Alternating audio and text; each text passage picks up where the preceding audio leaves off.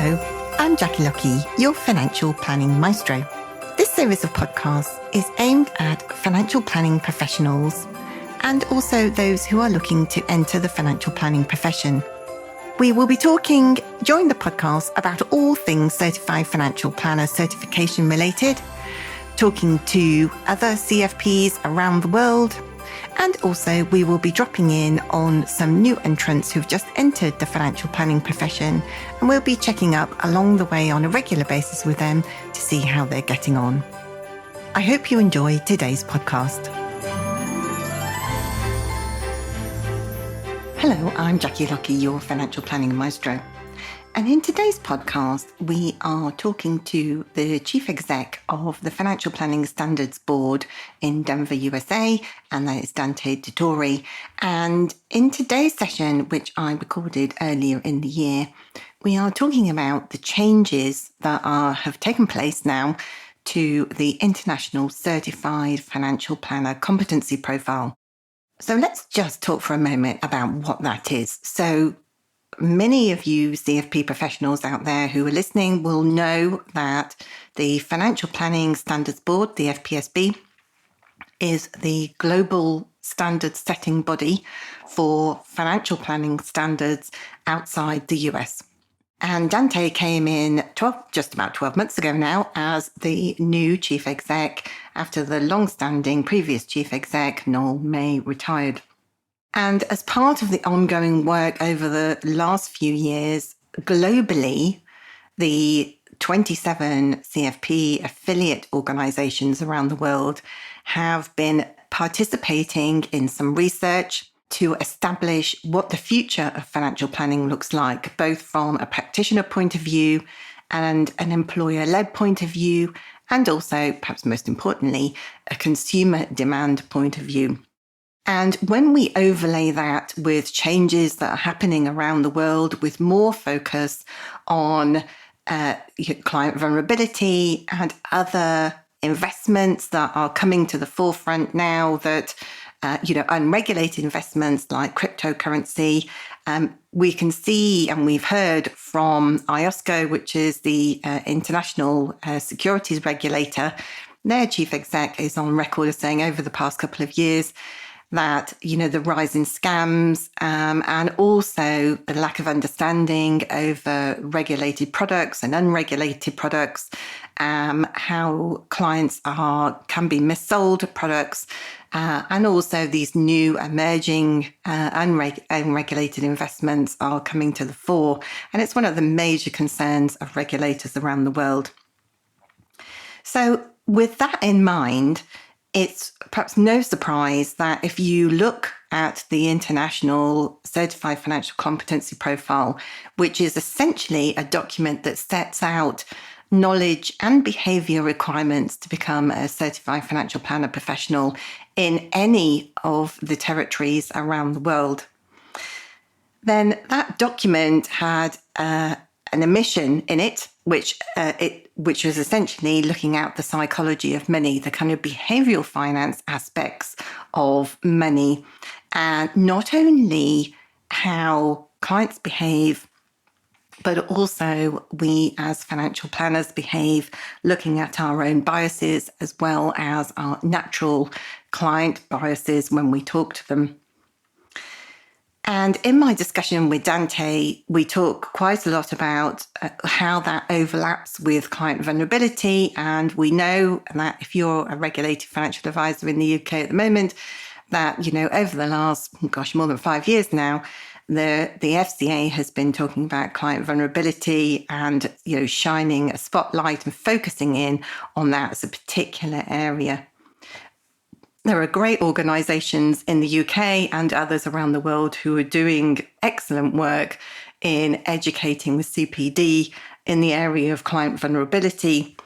But the aim of the new standards that came in on the 1st of April 2023 that were included in the CFP professional competency profile, they include all of those things, including the vulnerability, including behavioral finance, including biases and consumer behavior. But also, it's not just a case of, learning it and forgetting it. It's actually for the affiliate countries now to discuss and agree how each of those countries are going to integrate the new assessment criteria, the new standards into their own individual localized assessment criteria. Because it's not just a case of, oh, well, I'll read a book about behavioral finance, for example, or I'll learn about the different types of biases out there. As Dante will explain to you in a minute, it's much more about how we behave and how we apply the knowledge, not only our technical knowledge, but also our behavioral finance knowledge in order to support clients along their financial planning journey. So let's hear about what Dante has to say. So Dante, there are new standards that have been released by the FPSB for the financial planner competency profile. And one of the major additions to that has been the inclusion of more elements of kind of behavioral finance and the psychology of money. Can you tell us a little bit about what's being added to the standards, please? Yes, thank you, Jackie. So we've embarked on some work in respect to looking at our global standards in terms of the standards for financial planning, which will be published in April this year. We're also been looking at, in particular, the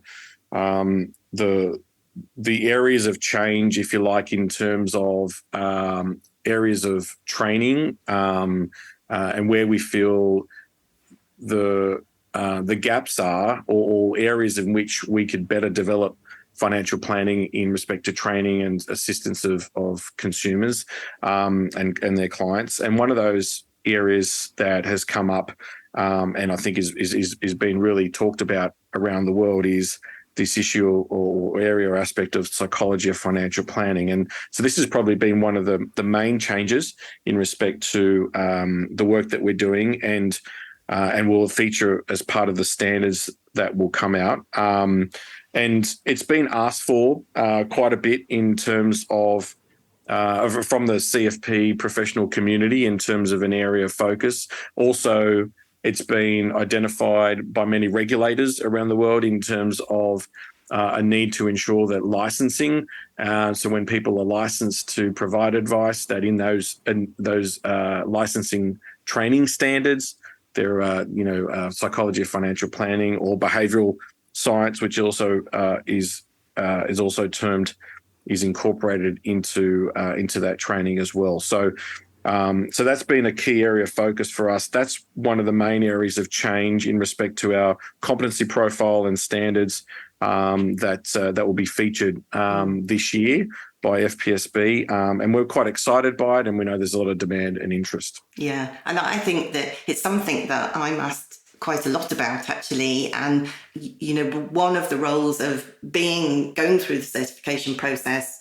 like we said on our previous podcast together, was that, you change as a financial planner as you go through that process. And that gives you, that kind of foresight to be able to see what's coming, down the track towards a client, so that it gives you the opportunity to ask those extra questions. I guess this actually also leads nicely on from the vulnerability, in criteria and things that the regulator has been looking at around the world for what must be more than 5 years now, about how, as financial planners and advisors, we identify whether a client is vulnerable. It kind of fits nicely together. It's kind of a natural progression on from that, isn't it? I think we, as a profession, one thing I've noticed up until now is that we all have our own definition of what the psychology of money looks like and what behavioural finance should look like. And you can use it as a good tool or as a manipulative tool, I guess, can't you? Because you can kind of get under the skin of a client and make them do what you want them to do, potentially. So I think there is the ethics overlay that goes with being a CFP professional, which is really important to understand and deal with that psychology of money issue. So what will happen now once these extra standards have been released into the competency profile? what happens next? You said that you're going to start looking at the education, and how will that come out in practice for CFPs around the world? Yeah, there are two parts. So one is these standards that will be released in April which will commence in 1 April. There will be a couple of years of transition for all of our affiliates to then take those standards and to implement in their respective territories, and also to discuss and work with the education providers to ensure that the curriculum and content and on the education content, etc., that prospective candidates for CFP certification will undertake is updated. And so first part is working with education providers to update on what those standards will be, and in particular the psychology of financial planning or behavioral finance, and how that's going to be incorporated into those programs. And so there'll be a period of time for that adjustment, but effectively each territory will have that responsibility in terms of implementing it into their respective programs. And so that's important. Secondly, we are looking this year at trying to create some global content that then can be used for those territories that need the content, and also for existing CFP professionals. Of course, we want to try and upskill them in respect to this topic of psychology of financial planning.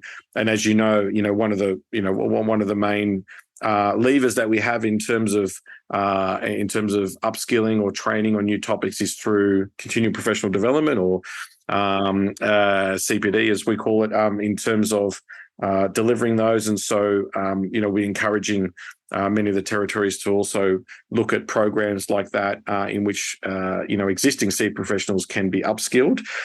So effectively, it's a combination of looking at the programs for future candidates of CFP professionals, and then upskilling existing CFP professionals as well in terms of this topic area.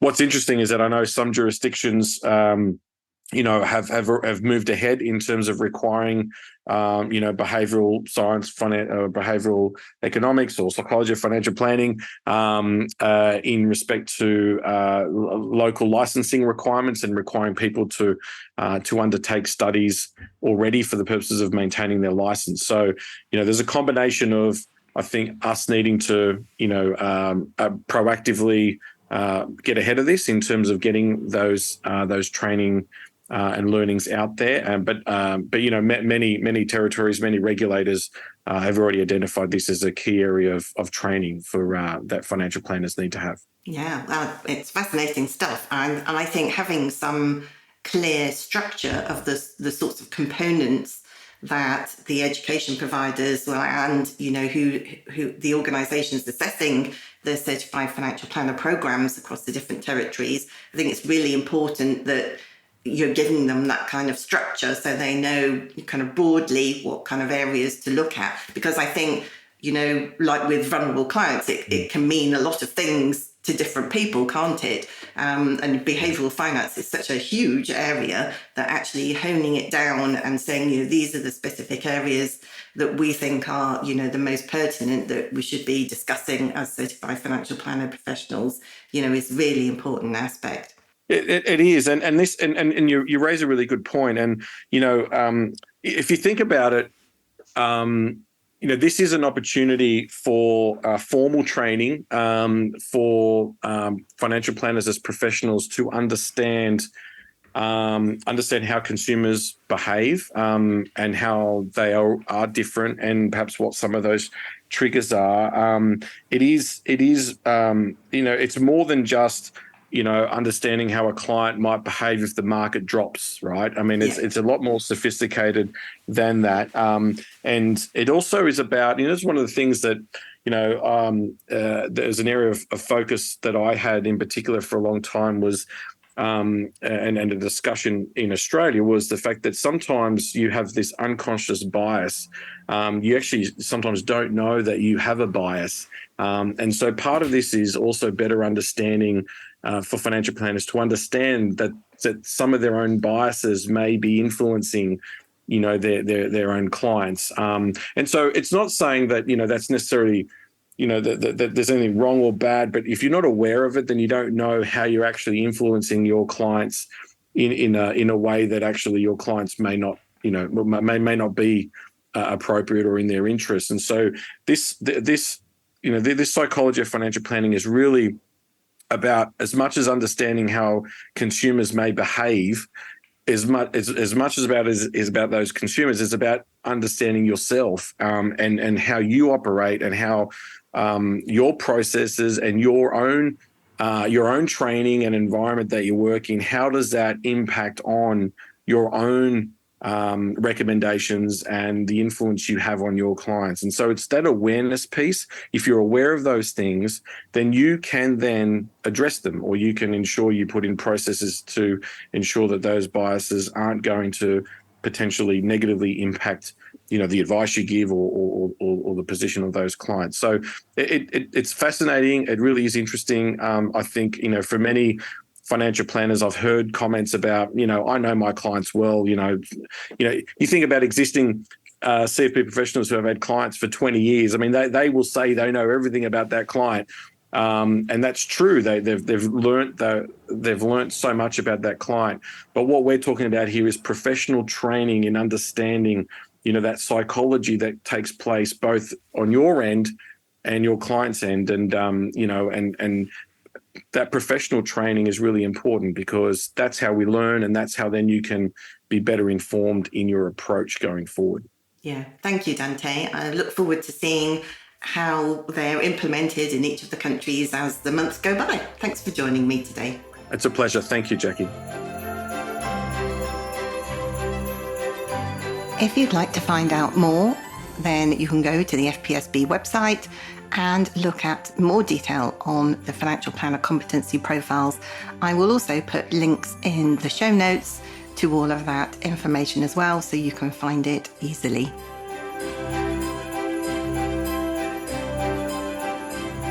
It's really interesting, isn't it, to listen to different people who have different experiences of gaining their certified financial planner certification, or maybe developing the financial planning profession at large.